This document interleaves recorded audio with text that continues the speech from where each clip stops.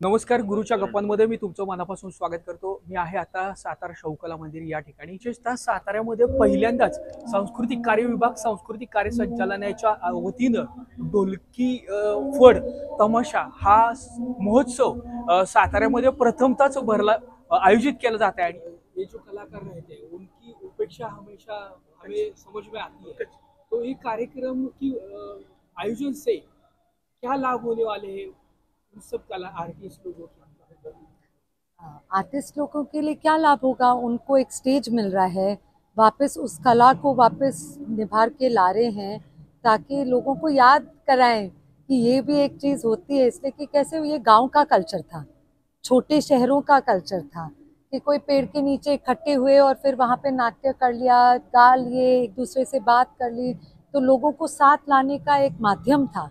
और इससे वापस अपने उनको एक स्टेज मिलेगा, जैसे आप कवर कर रहे, दूसरे लोग कवर करेंगे, तो सबको लगेगा अरे ये है क्या। और ऐसा अगर कार्यक्रम होगा तो लोग जाने को देखेंगे भी कि अच्छा ये भी कुछ होता है।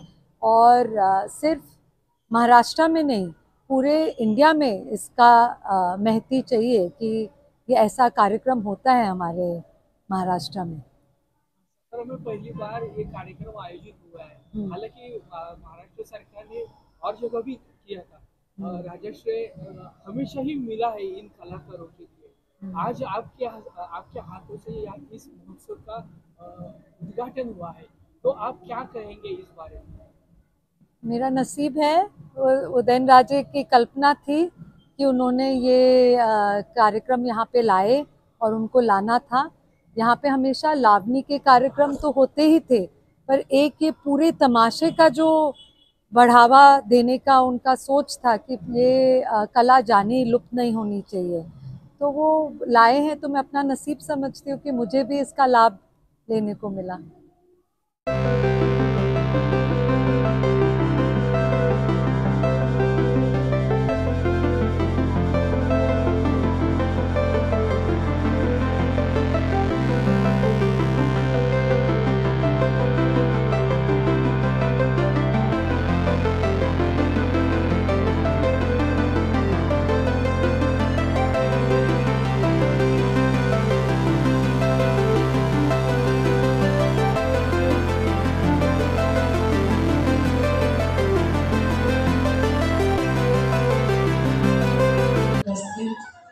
सभी मान्यवर, समोर बसलेले सर्व मान्यवर, सर्वांना माझा नमस्कार.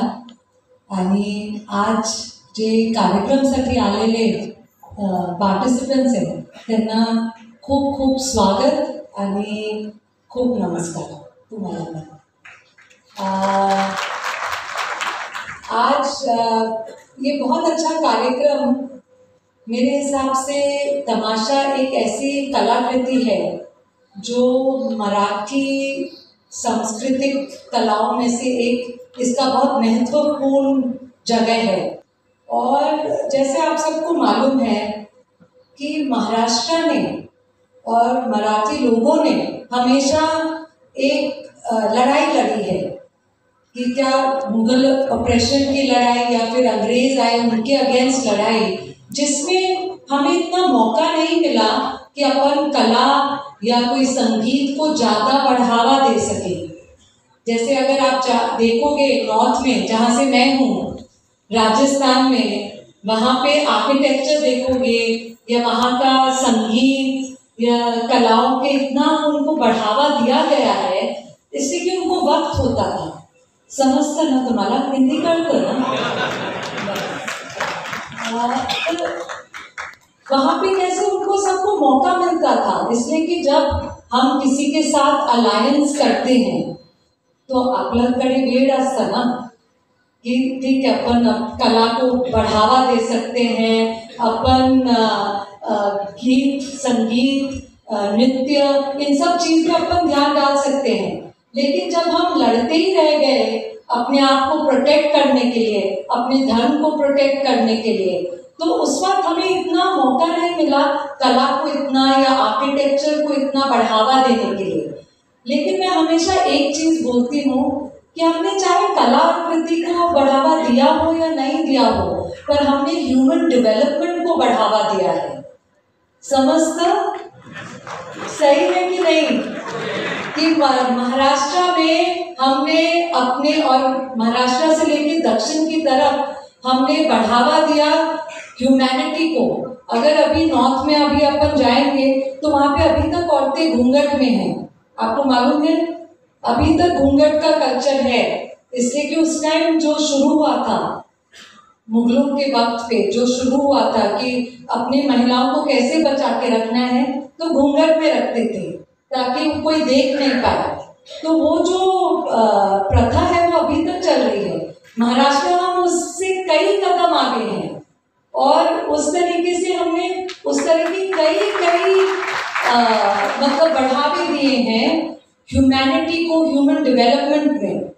और अपने जो बचे कुचे इतनी जो कलाएं और जो हैं सांस्कृतिक, वो हमें जप के रखना चाहिए, इसलिए कि वो सब अभी लुप्त हो रहे हैं।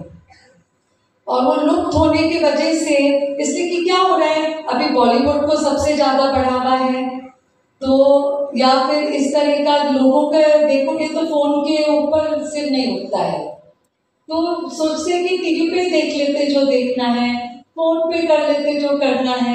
तो इस तरह के जो रियल आर्ट्स हैं और क्राफ्ट्स हैं जो हमारे लिए बहुत प्रेशियस हैं, जो बहुत कम हैं, उसको बचा के रखना ये हमारी सबकी जिम्मेदारी है। और यही सोच के उदयन राजे ने ये कार्यक्रम को बढ़ावा दिया है। वो चाहते थे ये कार्यक्रम यहाँ पे हो, और मैं चाहती हूँ कि आप सब यहाँ पे इसका लाभ लें। ये जो महोत्सव चल रहे हैं उसमें आप भाग्य लें। इसमें नृत्य है, संगीत है, नाट्य है, और जिस तरह का इतना डायनामिक एंटरटेनमेंट की एक दूसरे से बातचीत भी करना होता है कि नहीं तमाशे में, तो इस तरह का डायनामिक एंटरटेनमेंट कहाँ मिलता है। और ये मैं बोलूँगी कि हम बहुत खुश हैं कि ये कार्यक्रम हुआ है, और थैंक यू मुझे यहाँ बुलाने के लिए।